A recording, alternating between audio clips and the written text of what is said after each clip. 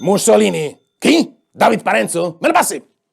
Ma David Parenzo, salve, sono Benito Mussolini, ti ho fatto chiamare io. Tutto bene?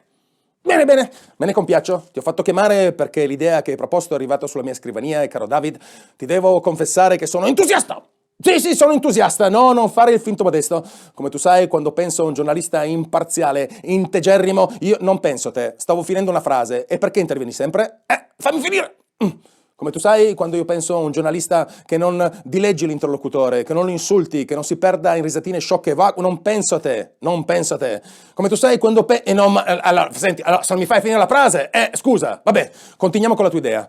Come tu sai, la situazione in Ucraina è grave. La 101esima divisione aviotrasportata americana, le aquile urlanti, sono già nel territorio rumeno, a poche centinaia di chilometri da Odessa, e l'ex comico in canottiera, in collaborazione con la NATO, farà detonare a Nikolaev una bomba zozza! Sì, una bomba zozza, ma zozzissima, una puzza incredibile, arriverà fino a Roma. Questo spingerà gli americani a entrare nel territorio ucraino, facendo scoppiare una guerra mondiale!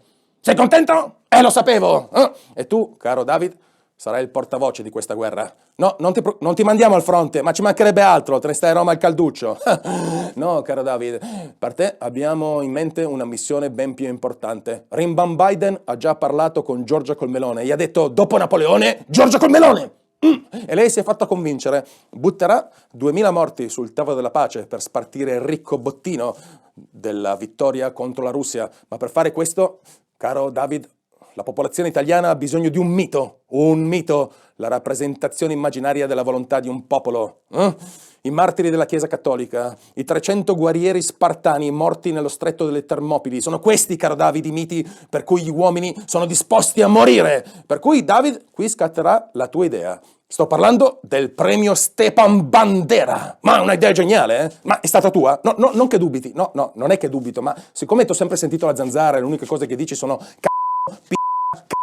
mi sembra anche un po'... No, vabbè, il premio Stepan Bandera è la tua idea, ci mancherebbe altro, ti diamo credito, va bene? Allora l'ex comico in canottiera verde manderà a Giorgia Colmelone un fotomontaggio, un premio, lei abbracciata a Stepan Bandera che guardano in direzione di Mosca. Giorgia indosserà anche lei una canottiera verde, ma attenzione, una canottiera di fattura italiana, cotone dentro, lana fuori, per fare traspirare la pelle, e per ispirare gli italiani che questo inverno passeranno un inverno al gelo e al freddo. Forse, può darsi che vinciamo subito, quelli hanno finito i missili, è da marzo che li hanno finiti e ce li hanno ancora, cosa vuoi che ti dica, Quando uno si ostina. Comunque, sì, manderemo questa foto al Cremlino e lì scatterà il panico. Vedranno Giorgia Colmelone abbracciata a Stepan Bandera, centinaia di migliaia di russi si riverseranno ai confini con l'Armenia, con la Georgia, alcuni addirittura fuggiranno in Europa. Sarà il panico vedere Giorgia Colmelone pronta ad entrare a Mosca insieme alle nostre truppe, caro David. E poi,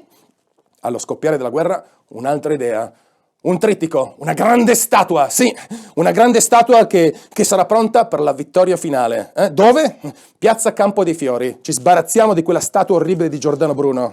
Un uomo che utilizzava la ragione, ci mancherebbe altro. Via la ragione! Lasciamo spazio invece ai sentimenti e alle emozioni. Un bel trittico. Non ci sei tu nella statua. Se mi fai finire di parlare, grazie. Giorgia Colmelone tiene per mano Stepan Bandera. Dietro di loro l'ex comico in canottiera verde che li spinge verso il loro ineluttabile destino. E ancora dietro di loro un'enorme bandiera dell'Unione Europea, che piace tanto a Giorgia Colmelone. Questo per significare una forza che combatte il pensiero unico e il pensiero totalitario, o qualcosa del genere. No, non puoi essere nella statua, ti ho già detto che non puoi, è un trittico, sono già in 3. Va bene, David, idea. Ci mettiamo un bambino, sei contento? Giorgia Colmelone che tiene un bambino, il futuro dell'Italia. E questo bambino ha il volto di David Parenzo, con un ciuccio. Chiamiamo questa statua l'Inciuccio. Ti piace l'idea? Bene, sono contento. Caro David, ti spetta un compito importante. Difendere il sovranismo americano, il sovranismo ucrainiano, il sovranismo italiano, il sovranismo dell'ano, anche quello veneziano, sai? Ci mancherebbe altro, sei di Padova. Sì, lasceremo questo compito a te, perché quando penso a un giornalista grande, a un giornalista veramente... Non penso a te, ma mi fai finire questa frase! Insomma, caro Parenzo, è tutto nelle tue mani, e sono buone mani, lo sappiamo. Per cui diamoci da fare. Questa è una guerra santa e benedetta, una guerra che riporterà l'Italia al suo posto tra le nazioni del mondo. Ciao David! Stammi bene, ciao.